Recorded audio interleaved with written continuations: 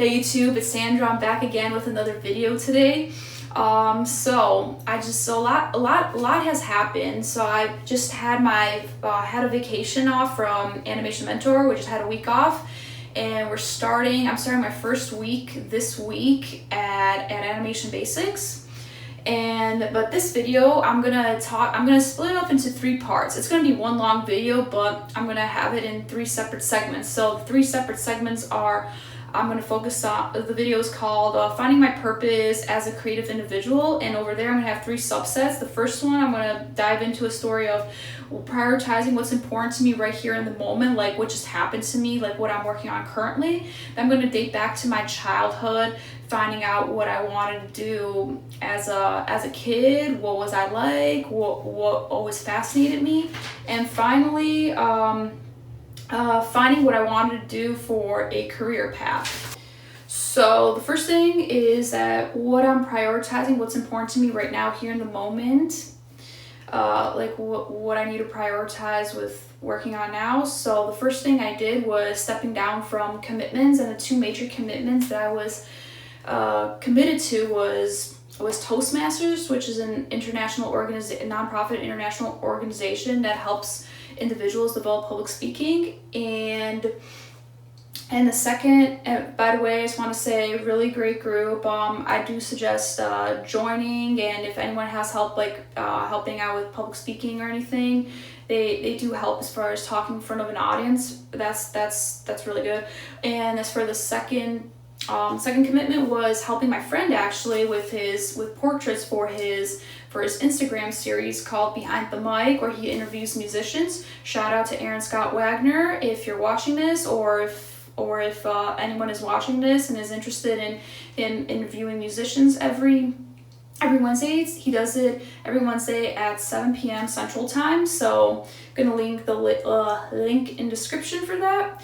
And so I'm helping out like bi-weekly doing portraits. So I stepped down from that, and I also am retiring Joel and Tusk from my Instagram, or not doing anything until further notice, either putting them on hiatus or removing them. I know he's part of the brand logo and he's still gonna be there. I just need to somehow incorporate him in a different way. I just think him focusing, because I want to focus on a different project, which is another story that's been going through my head with Tom, with the main character Tom. And if you've seen the lightning guy with brown hair, that's him that I've drawn. I want to develop something more, like continue developing that story that I've been working on. So that's just a little update on, just a little heads up what goes through my head, like, you know, what I sometimes do, or any ideas.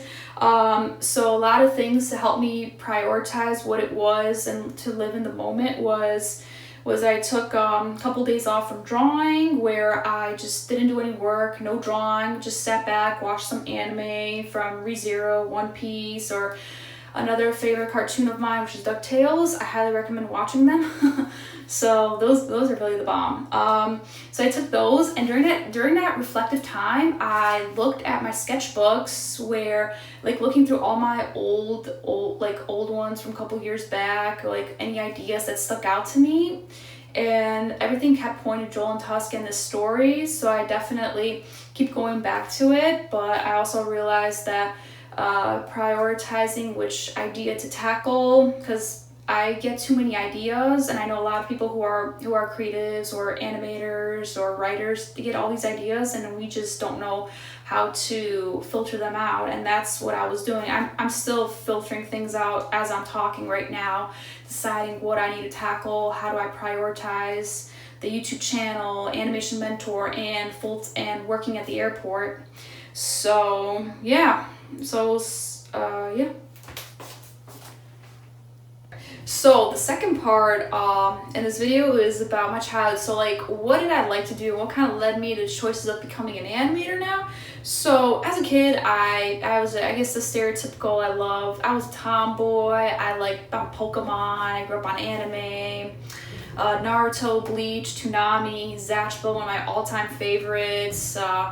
So I've seen a lot, and obviously Cartoon Network, Foster's Home for Imaginary Friends, Camp Lazlo, Hi Puffy Amiyumi, etc.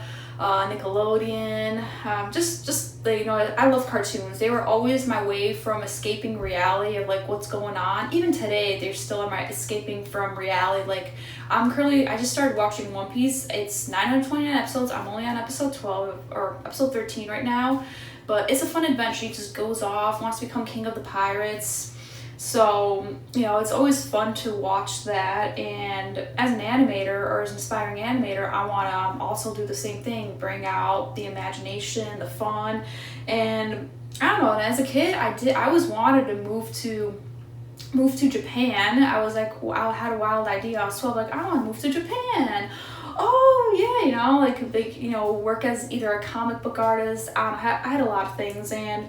And I still remember one time when I was 8 years old, or even before I was 8 years old, I was like how things looked. One of my favorite things that I was always obsessed with was the Game Boy Color, and I still have this thing. I was, you know, and when it first came out, I never got it as a brand new one, but I remember kids at camp, like all the guys would play Pokemon with it, so all these cartridges, so I always loved that. But one thing that always stood out with this was the design of them. So as a kid, I was always fascinated with how things looked or the artwork or how the cartridges were. So I don't know, I was really strange. So when I turned 8 years old, I was begging my parents to finally get myself a Game Boy, and I wanted specifically this model, Game Boy Color. However, they were already out of date, and the Game Boy Advance came around, and I didn't care about what the graphics were like. I just cared how cool it looked. I liked the big cartridges. I just liked the artwork, because on the Game Boy Advance cartridges, they're half the size,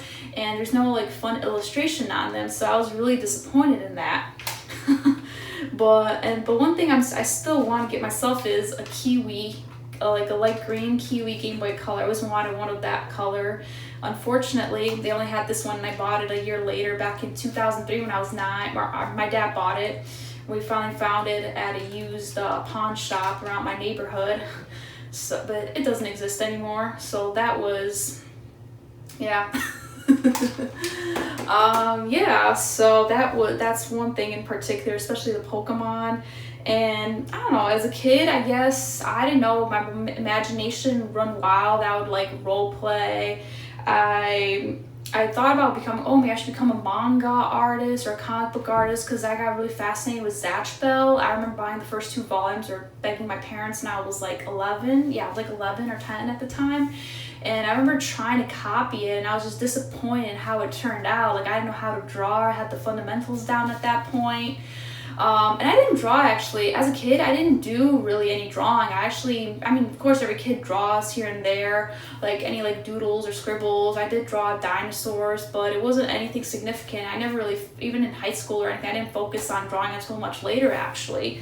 Because I did a lot of other things, from swimming, writing, and just whole host of other things I was trying out at the time.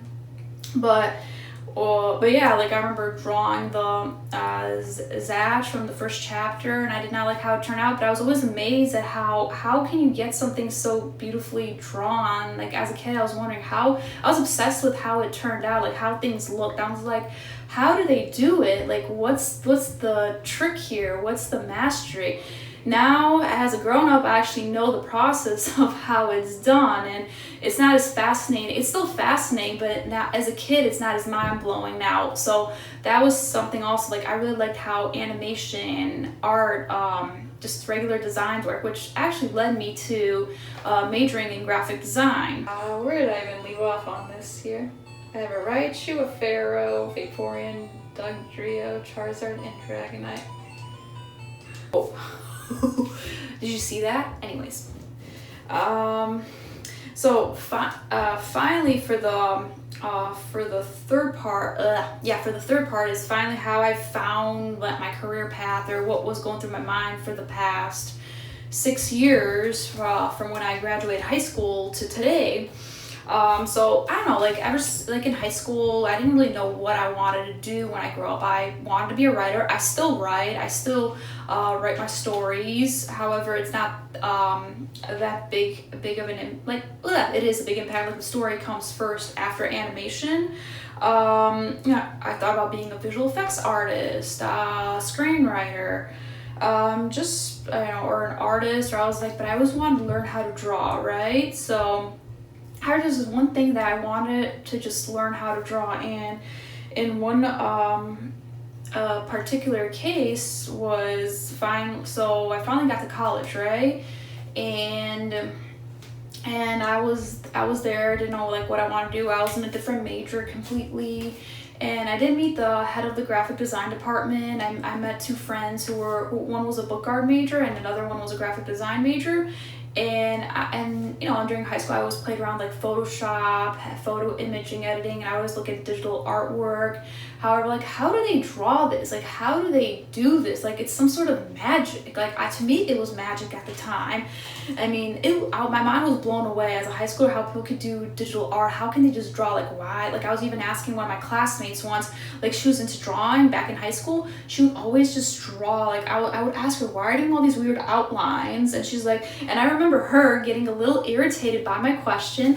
She was like, hold on. She was like, well, because I need to get the outline, make sure the character is, and like she's giving me a little funny attitude there. So that was like, okay. But now I understand why we do that, like why an outline is done for like the anatomy. Anyways, I'm getting myself a little sidetracked here. But yeah, so eventually my second semester of college, when I was there, I was just sitting there, finally switched my major at the end of the first semester. And second semester, I was like, you know what? I'm going to teach myself how to draw. I want to draw. I've wanted to do this my whole entire life, right? And even in high school, I had another story of another of my classmates. My senior year, actually, we're sitting in math class, and he's an artist. And he would show me these pictures of Marvel characters, of anime characters. I would even request him, like, oh, you should draw an anime character or this or that. And he one time showed me a realistic portrait of his coworker. My mind was blown away. How do you do this?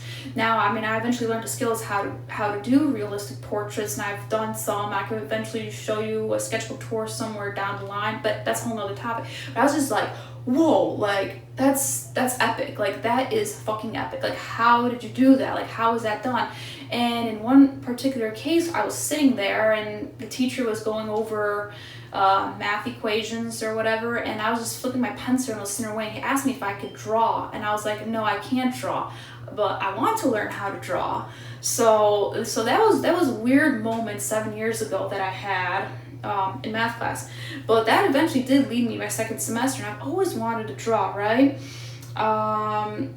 So I was always just wanting to draw. So I started teaching myself how to draw, like YouTube tutorials or just drawing cartoons from going to figure drawing classes. But another important thing as far as how I decided was actually that semester I was daydreaming in class as early as April. I would say April I was sitting in one of my graphic design classes actually, and I was just thinking, what if I worked for Walt Disney? What if I was an animator? I was like, what if this? What if that?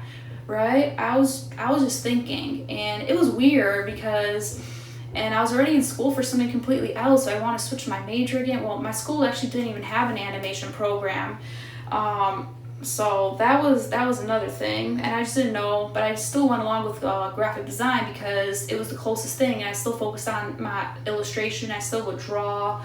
And I eventually, during college, I started improving and just getting better. And I still have a long way to go. What else? So another thing throughout college was I was always interested in taking a figure drawing class. I wanted to take it in one time. It was my senior year. There was an extra art level 2 art class we were supposed to take. And I didn't want to be in a printmaking class or any of that stuff. I really wanted to be in a figure drawing class, but I had to take printmaking was because it didn't fit with my schedule. It conflicted with another class of mine. And it's funny because everyone else in the graphic design department, or the students, my classmates and friends, they were kind of like, oh, I don't want to draw naked people, but I was like, yes, let's draw naked people. I know that sounds very weird, but I don't know, I was just excited to just drawing the person. I don't know why, I was just attracted to drawing like characters, or just like I was paid attention to how people are, how they move, how do you draw this pose or whatever, like I was just thinking about that. And so I eventually graduated college, I actually worked as a graphic designer for 3 years, and then 4 years if you count college or any other side projects. So I worked for that, but I realized I never really wanted to do that. I mean, I did find certain parts interesting. One aspect of design I like is UX design, which is short for user experience design, UI design. And after I graduated, I dabbled in a lot of things. I tried UX, UI design. I just did that. I worked as a graphic designer. But it wasn't until I discovered the Walt Disney Storyboarding Apprenticeship Program back in 2018. I saw that and I was just interested. I'm like, oh, you know what? Maybe I can maybe apply as a storyboard artist or do something, right? Obviously, I got rejected. I didn't get in last year. However, I realized that it was like, you know what, I really want to work in animation. I really do. And actually last year, I met my friend at work. We became good friends, and he actually helped me a lot as far as doing like helping me gather people, helping me help with the film, getting for Frame, which is my short anime film where I wrote, which was originally a Walt Disney apprenticeship storyboard submission that I just came up with, Billy the Kid. You can watch the video on my YouTube channel called Frame, a short animated film. And I had a lot of help from my friend, help me how to find the people, how I served as directing the getting the actors, and just it was a lot. It's a whole process I actually went through from the animation, and I didn't do any animation for that because I didn't know how to do animation, but I realized I really do want it. I worked with an animator from Seattle. Shout out to Good Walker. He was the one who animated it, or Pascal Ricky is his name. So he's a phenomenal animator. We worked with him, and that's how the film was actually made. It's over 5 minutes, but it was a lot of struggle. But overall, I'm really glad I made that. But I realized I really want to do animation and everything, and that eventually leads me to this year where I what's it called? So I realized I want to actually learn. After exploring all these different options, character design, storyboarding, or visual development. My background's not really, But exploring what aspects of the animation process I really enjoy. I realized I really love the writing, the story, and actually bringing the characters to life. And the thing, how did I come upon Animation Mentor? It was through YouTube videos. I also was going through I Animate or other animation workshops. But I realized that Anim Squad was one of them that I wanted to take actually. However, the problem with that was it was a workshop. I wouldn't be necessarily learning the fundamental. I'd still be learning, but it wouldn't be exactly the same as Animation Mentor. And Animation Mentor was actually an 18-month course that I stumbled upon. And actually, the way I did stumble upon it was through a YouTuber by the name of Sir Wade. Actually, he does phenomenal YouTube. He's a fellow alum of Animation Mentor, and he did video tutorials for Maya. They're also really good help, for any Maya users. So, of course, I'd suggest checking his channel out as well.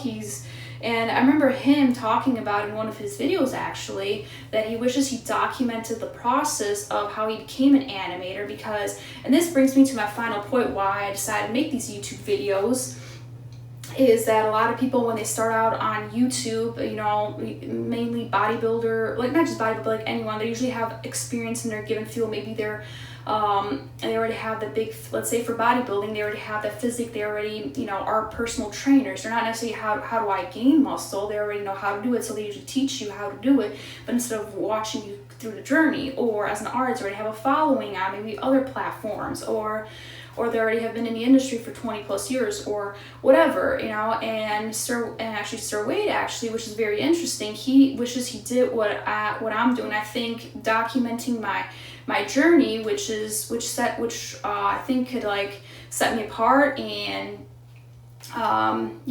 do something different. I think this, and I've always wanted to do a blog, and this kind of is taking me on an unknown journey, so to speak. I really like journeys and to the unknown, and it's gonna be a wild ride. I can tell that. So I'm just documenting this, and yeah, so a lot of people would like start out, and also a lot of times when you see people, you didn't see maybe their failures, but usually like they, like if someone lost weight, for example, you'll see their progression, but you won't necessarily see how they did it. They kind of see the before and the after, but you don't really see the middle. And I kind of want to show that middle to you guys of how where I started and to where I'm going to continue, because I have no animation experience. I've never been in the industry. I'm completely new, completely fresh. I'm changing careers, so that's the purpose of these YouTube videos.